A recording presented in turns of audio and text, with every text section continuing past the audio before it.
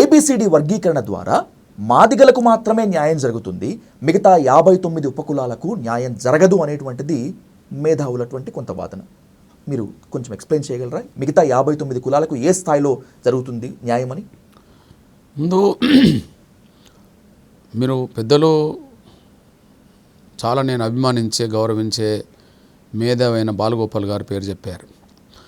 మొన్నటి సుప్రీంకోర్టు తీర్పులో బాలగోపాల్ గారు రాసిన వ్యాసాలు, ఆయన మాట్లాడిన మాటలు కూడా చర్చకు వచ్చినాయి. ఓకే, అంటే ఆయన ఒక నిబద్ధత గల మేధావి.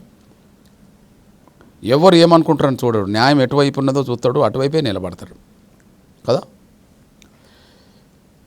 ఇప్పుడు వర్గీకరణ ద్వారా, వర్గీకరణ లేకపోతే నష్టపోతున్నది ఎవరు?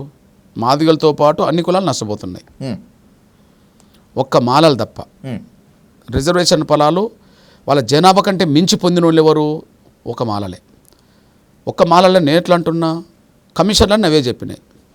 ఇప్పుడు నేను పుట్టక ముందు 65లో గౌరవ ప్రధానమంత్రిగా లాల్ బహదూర్ శాస్త్రి గారు ఉన్నప్పుడు కమిషన్ పడ్డది. 65లో కమిషన్ 59 కులాల్లో ఒక మాల కులస్తులే రిజర్వేషన్ ఫలాలు ఎక్కువ లబ్ధి పొందిందని చెప్పింది. అంటే 58 కులాలు నష్టపోయినట్టే కదా. ఆ 58 కులాల్లో అతిపెద్ద జనాభా గల కులం ఎవరు? మాదిగలు. మొత్తం 59 కులాల్లో ఉమ్మడి ఆంధ్రప్రదేశ్లో చూసుకున్నా, తెలంగాణ రాష్ట్రంలో చూసుకున్నా సింగిల్ క్యాస్ట్గా ఎక్కువ జనాభా ఉన్న వాళ్ళు ఎవరు? మాదిగలు. అరే మాదిగలు నష్టపోయిందని చెప్పి లోకూర్ కమిటీ చెప్పింది, చంద్రబాబు నాయుడు గారు వేసిన రామచంద్ర కమిషన్ చెప్పింది, కేంద్ర ప్రభుత్వం యూపీఏ గవర్నమెంట్ వేసిన, మన్మోహన్ సింగ్ ప్రభుత్వం వేసిన ఉషా మేర కమిషన్ చెప్పింది. మేము లబ్ధి పొందిన వాళ్ళలో లేము కదా, నష్టపోయిన వాళ్ళు ఉన్నాం. నష్టపోయిన వాళ్ళు ఉన్నామనే విషయం కమిషన్లు చెప్పిన తర్వాతనే ఉద్యమం ఈ స్థాయికి నిలబడుకుంటూ వచ్చేసింది. ఓకే, వర్గీకరణ జరిగితే మా జనాభా ఒక 10% అనుకోండి, నేను 11 కోరితే ఇతరులకు అన్యాయం.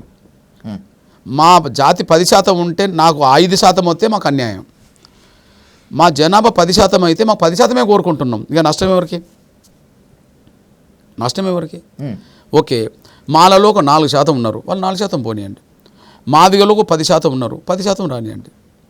ఇంకో కులస్తులు అందరు కలిస్తే ఒక్కొక్క శాతం ఉన్నారు, ఒక్కొక్క శాతం పోనీయండి. ఇప్పుడు ఎవరి జనాభా ఎంతో వాళ్ళ వాటర్ తీసుకుంటే ఎవరికి అన్యాయం జరగదు కదా. మాదిగల జనాభా కంటే మించి మేము తీసుకుంటే ఇతరులకు అన్యాయం జరుగుతుంది. ఇప్పటి వరకు రిజర్వేషన్ ఫలాలు అందరి జనాభా కంటే మాలలే ఎక్కువ తీసుకుంటారు అనే విషయం రుజువైంది.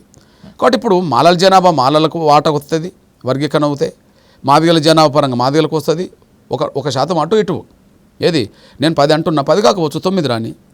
మా జనాభా 11 నేను 11 రాని. మా జనాభాకు మించి నేను అడగా, తక్కువ వస్తే ఒప్పుకోండి.